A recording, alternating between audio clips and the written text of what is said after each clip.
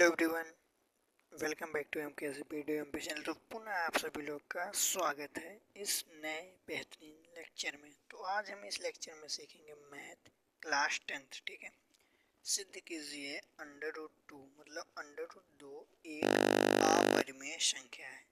Under root 2 एक अपरिमेय संख्या है, हमको सिद्ध करना है। ठीक है, तो जो कि अंडर रूट 4 होता है हमारा, अंडर रूट 4 ये क्या है, परिमेय संख्या है, जिसे हम 2 लिख सकते हैं। 2 के नीचे हर में 1 लिख सकते हैं। ठीक है, तो 2/2/1। ठीक है, ये क्या हो जाएगा हमारा परिमेय संख्या। और अंडर रूट 2 को हम, ये हमारा क्या है, अपरिमेय संख्या। इसको हम सबको सिद्ध करना, ये है अपरिमेय संख्या है कि नहीं। ठीक है, तो इसको हम किस प्रकार से करेंगे, आइए देखते हैं। तो सबसे पहले देखिए, यह क्या है, अंडर रूट 2 एक अपरिमेय संख्या। इसको हम इसके विपरीत मानेंगे। माना अंडर रूट 2 एक परिमेय संख्या है। ठीक है, तो अब हमने लिख दिया क्या, माना अंडर रूट 2 एक परिमेय संख्या है। ठीक है, परिमेय संख्या हमने इसके विपरीत माना है। ठीक है, जिसे हम परिमेय संख्या को पी बाई क्यू के रूप में व्यक्त करते हैं। ठीक है, पी बाई क्यू के रूप में लिख सकते हैं, फिर व्यक्त करते हैं। पी व क्यू हमारा क्या होता है, यह सह अभाज्य संख्या है। ठीक है, और Q is equal to not zero. Q आपका जीरो के बराबर नहीं होना चाहिए।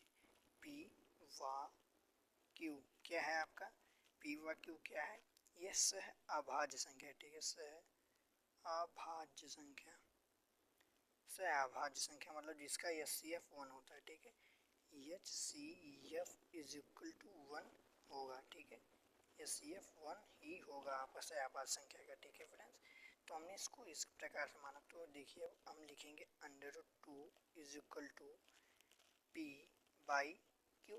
ठीक है, ये हमने माना था। ठीक है, अब लिखेंगे क्या, दोनों पक्षों का वर्ग कर देने पर। ठीक है, हमने दोनों पक्षों का वर्ग करेंगे। ठीक है, वर्ग जब करेंगे तो अंडर रूट 2 का स्क्वायर हो जाएगा, फिर पी स्क्वायर अपॉन में क्यू स्क्वायर। ठीक है, क्यू स्क्वायर को हम इस साइड भेज देंगे, तो यहाँ से हमारा 2q square is equal to P square मिलेगा हमारा। ठीक है, अब आप यहाँ पे देख सकते हैं पी स्क्वायर का एक गुणनखंड है। ठीक है, मतलब ये गुणनखंड क्या है, 2 है। ठीक है, इसीलिए चूंकि पी का भी एक गुणनखंड 2 होगा, मतलब 2 होगा। ठीक है, अब इसी प्रकार हम P square is equal to, माना P square is equal to 2m। ठीक है, माना पी स्क्वायर इज मतलब P is equal to 2m। ठीक है, होगा हमने माना।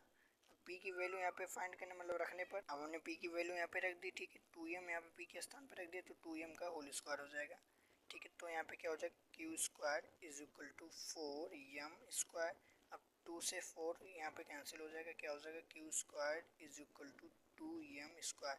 तो यहाँ पे हमको फिर से प्राप्त होता है क्या, क्यू स्क्वायर। अब देखिए, क्यू स्क्वायर का एक गुणनखंड 2 है, इसलिए क्यू का भी एक गुणनखंड 2 होगा। ठीक है, अब यहाँ से हम लिख देंगे कि अतः पी व क्यू हमारा जो HCF हमने 1 माना था, ये 1 हमको नहीं प्राप्त होकर 2 प्राप्त हुआ। ठीक है, तो यह है क्या, हमारी अवधारणा गलत है। ठीक है, यह एक मतलब अपरिमेय संख्या है। ठीक है, ये परिमेय संख्या नहीं बल्कि ये क्या है, अपरिमेय संख्या है, तथा हमारी अवधारणा क्या है, गलत है। ठीक है, ये हम इसके आगे यहाँ पे आप लिख दीजिएगा। माना अंडर रूट 2 एक अपरिमेय संख्या, मतलब माना अंडर रूट 2 एक परिमेय संख्या नहीं बल्कि एक अपरिमेय संख्या है, क्योंकि हमको यहाँ पे समीकरण 1 इसको दे दीजिए, इसको 2 दे दीजिए। ठीक है, और इसको क्या दे दीजिए, 1। समीकरण 2 1 व 2 से हमको प्राप्त होता है। ठीक है, कि पी व क्यू का एक उभयनिष्ठ गुणनखंड मतलब कॉमन गुणनखंड हमको 2 ही प्राप्त हो रहा है। ठीक है, ये आप लिख देंगे तो फाइनली आपको 2 नंबर मिल जाएगा आपके बोर्ड एग्जाम में। Thank you so much for watching video, like share and subscribe.